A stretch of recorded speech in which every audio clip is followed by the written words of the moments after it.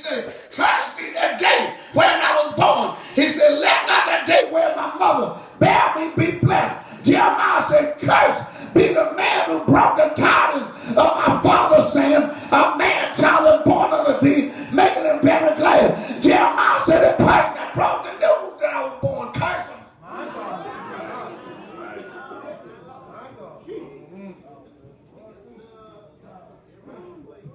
Jeremiah said, the man that brought the news, he said, let him be like a city which the Lord overthrew, and repented not, and let him hear the cry in the morning and the shouting at the noonday, because he's sleeping not. Jeremiah said, because they didn't kill me.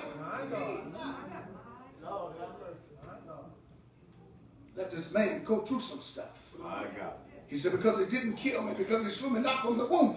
Jeremiah said, you should have took me when I was coming out of my mother's womb.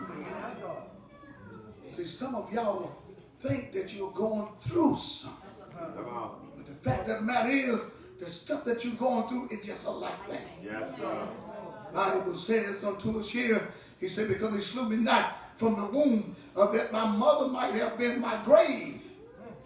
Jeremiah said, I wish my mother would have miscarried me.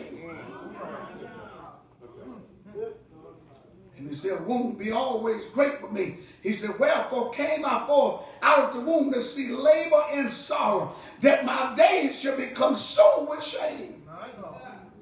This man had some problems that he had to deal with. And yet and still, he feared God. So now the question is, how much do you fear God? How much do you trust God? How much do you believe in God? See, some of the stuff that we're talking about, we're going through, the stuff that we're going through, Jeremiah will be shouting. So the thing I'm trying to drive home here is that most people today have allowed the enemy to sift them out of all their joy, sift them from all of their praise, sift them from their shout, sift them from their dance, sift them from their tongue. The devil is slaying something good out of you. God told, Jesus told Peter, said the devil desired to have you, Peter. The reason why the devil desired to have you, they can sift you. Every one of us, we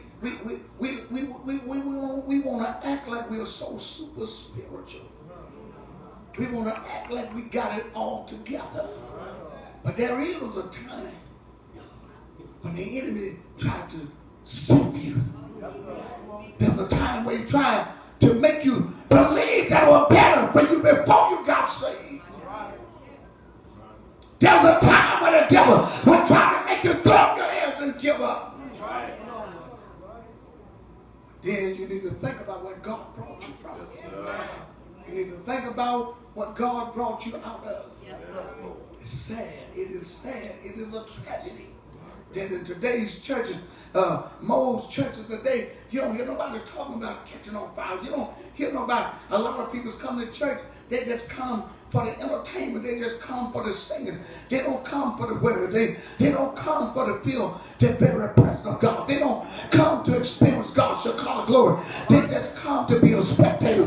But I come to let you know one thing today, that the Bible said that the joy of the Lord is your strength. And that's what the devil trying to do. The devil trying to stop you from giving God a praise. The devil trying to stop you from lifting your hands in the sanctuary. The devil trying to stop you from lifting up your voice and giving God a shout. The devil trying to steal you from your dance. The devil trying to stop you from running around the sanctuary. The devil trying to stop you from leaping for joy.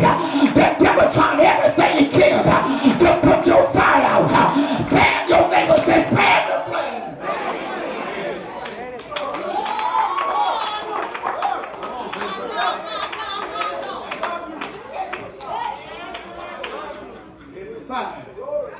Every fire after a while, if you don't fan that thing, it will die out. But as long as you got some coals,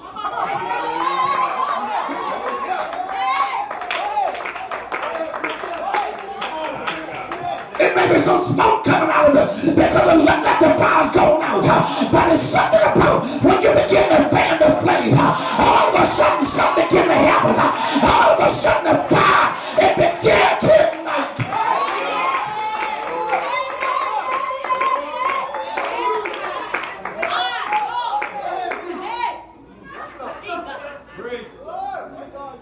fire, Come on. no power. Come on.